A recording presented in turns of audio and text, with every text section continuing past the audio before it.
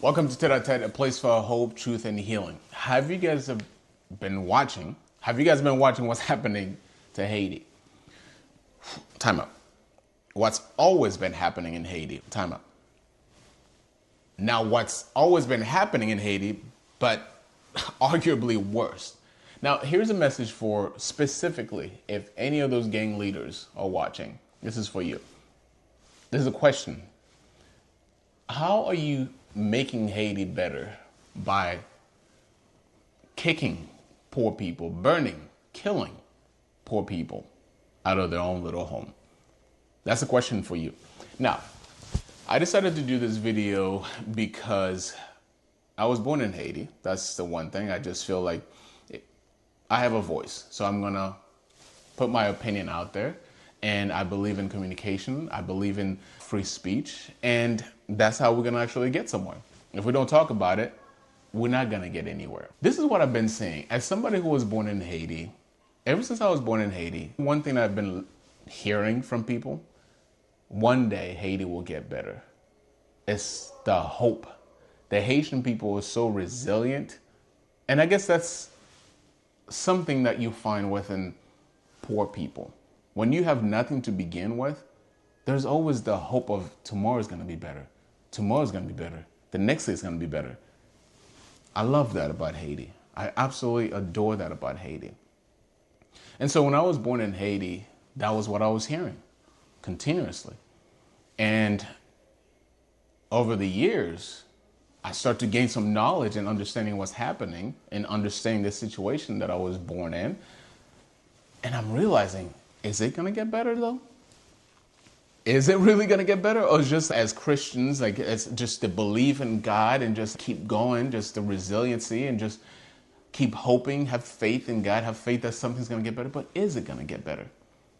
That's the question that I continue to ask myself because I don't know if it's going to get better. Look at the situation in Haiti right now. Look at the state of this country. Again, keep that in mind. My opinion is not based off of just what I'm seeing in the news, what I'm seeing online, but I've seen a lot of things. For example, when I believe I was 12 years old, 10, 12 years old, there was a coup d'etat in a town that I lived, Cap Haitian. And when that happened, I remember very vividly. We woke up that day, we're getting ready to go to church. And it was about, when was that? 7, 8 o'clock in the morning. We're getting ready to go to church. And then all of a sudden, the streets got very quiet. But before that, we saw a few ladies coming down the mountain in their heels, Sunday best, looking really fresh, looking really pretty, as they always do on Sundays, more specifically. And so all of a sudden, we hear a lot of gunshots coming from everywhere. It just kept getting closer and closer. Now, the sheriff lived literally, I don't know, about half a mile away from my house. The gunshots kept getting closer and closer.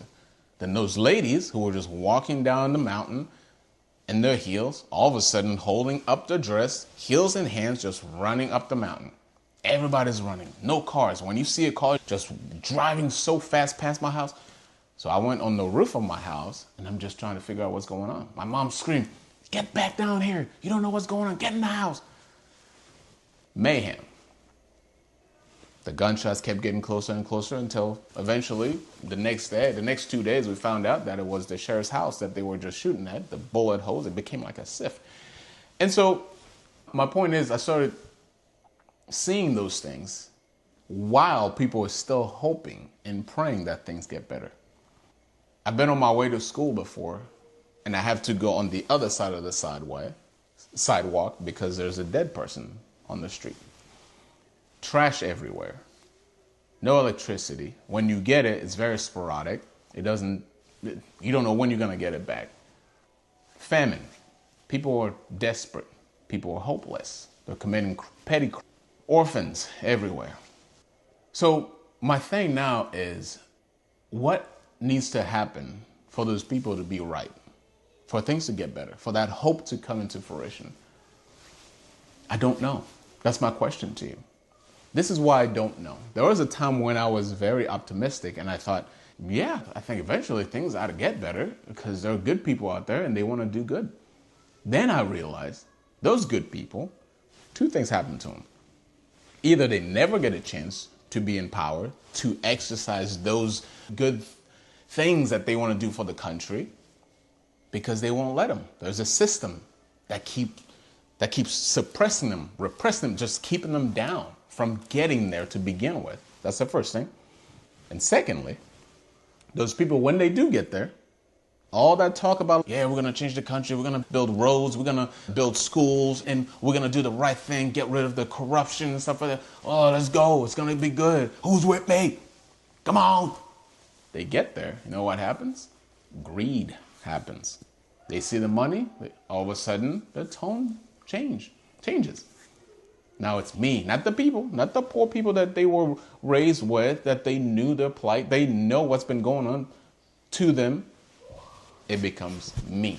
How do I fill up my pocket? How do I get out of Haiti? I want to live in the US. I want to live in France. I want to live somewhere else. I can't live in this filth. So that's what you get. Those are the two types of people. They talk one thing, but their actions definitely tells you something completely different. Now fast forward today. Everything that's been going on in the country. There are gangs everywhere. Donald Trump just put a ban on Haiti as a country that can't come in the U.S. I don't have a problem with that. I don't. Because I don't see it the same way a lot of you may see it. I'm not saying all of you. The way that I see it is Donald Trump's right to do that. There are many Haitians here. And because of the state of the world, you don't want people to keep coming in illegally and just let's put a pause on that. But let's put this aside. Let's talk about the people of Haiti. There are people who can keep praying and hoping from now till the end of the world. Just like I've been hearing ever since I was little. And people are still hoping and praying. Instead of things getting better, it's getting worse. It's because I don't believe somebody's going to come in and do it for us. We have to do it. And it starts with this, talking. Now, don't get me wrong.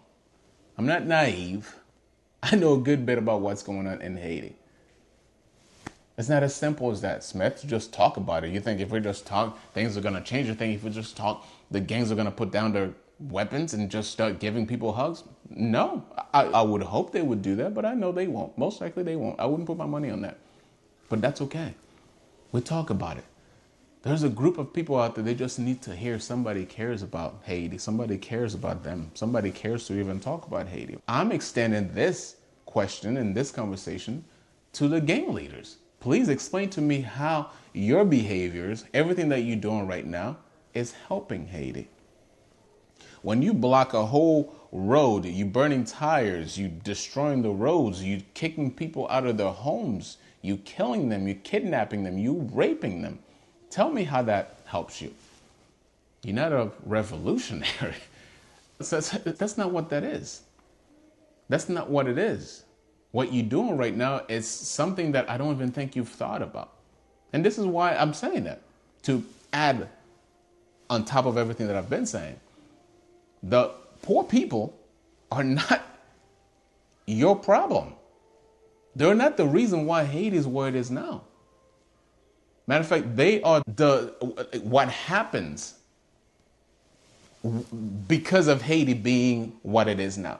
So they are the victims. That's what I'm trying to get at.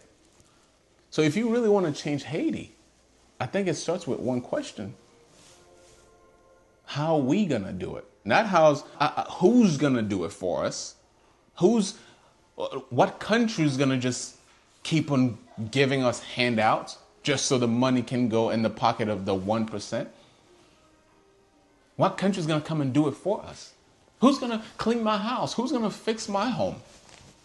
You are. It starts with you. It starts with you. And there are many different ways that we can start this conversation. We can get this ball rolling. And it starts with what I'm doing now, asking the question. Who's going to do it? It has to be us. Gang leaders. Good people of Haiti can't do anything if you keep pointing a freaking gun in their faces, if you keep pouring gasoline on them and just burning them, if you keep kidnapping them, just creating terror. That's not how it happens. So again, going back to the same question, how are you helping Haiti? How are you calling yourself a good guy by just destroying things, burning things, kicking people? Like, how are you doing that?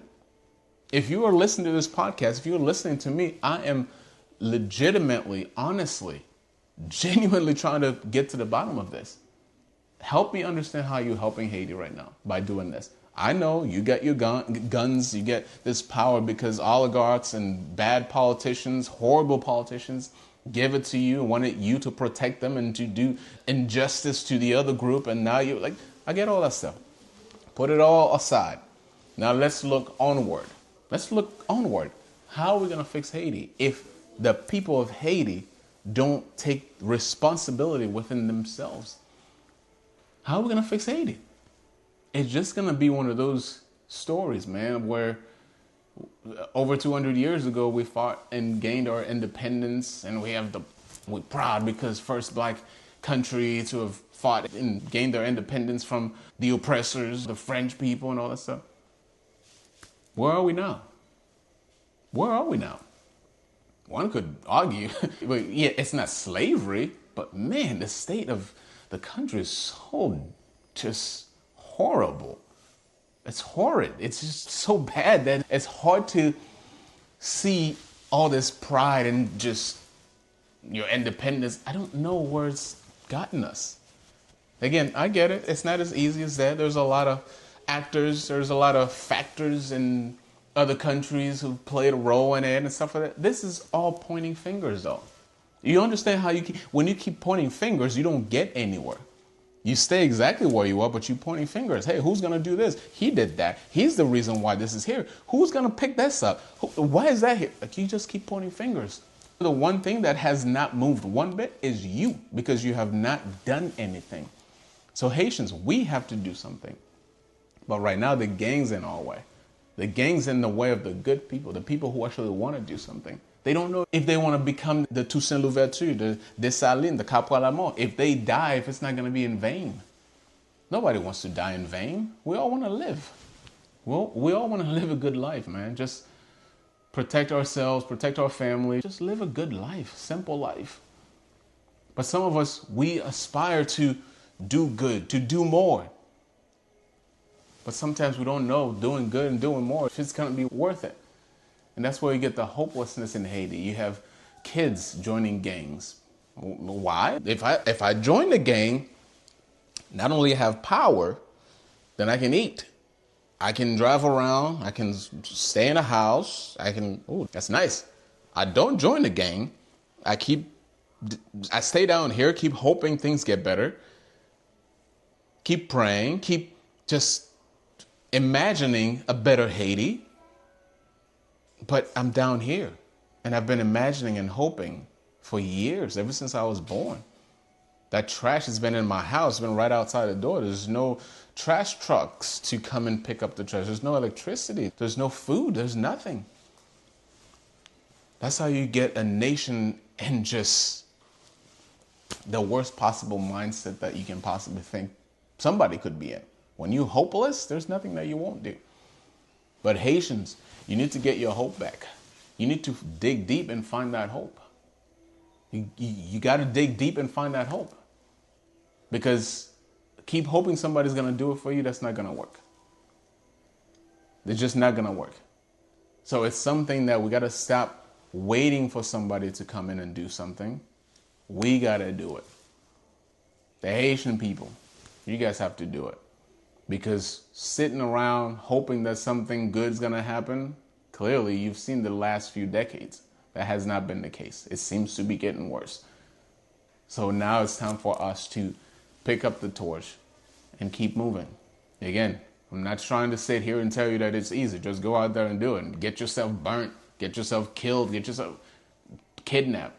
No, let's think about it. Let's think about ways we can do that. I'd love to talk to, what's his name?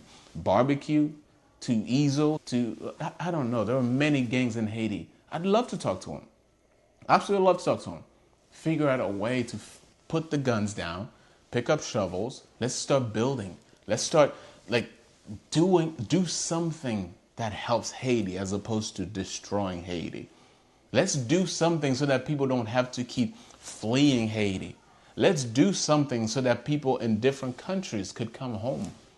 Let's do something so that people from different countries can feel like they can invest in Haiti. Because there are a lot of people out there who are willing and eager to do. They want to come back home, but there's no home for them to come back to. Not if you're going to get killed. Not if you're going to get kidnapped. What's the point of that? You get kidnapped and then your family now, they can't have you anymore because there's a good chance you're going to be gone. But we got to stop this this hopelessness and start looking optimistic again. That positivity, but not just that. Let's putting it into work. Let's put something behind it. Let's put action behind it so that we can get somewhere.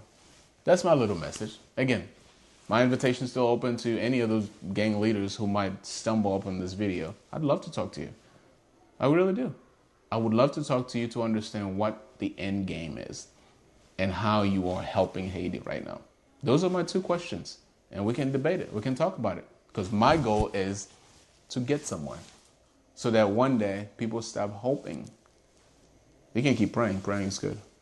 But people stop hoping that one day Haiti's going to get better. Those are just words. We got to put actions behind them. Thank you for watching. Have a wonderful day. Hey, yeah, you. Thank you for supporting the channel. Like, subscribe, and share it. Help me spread the word.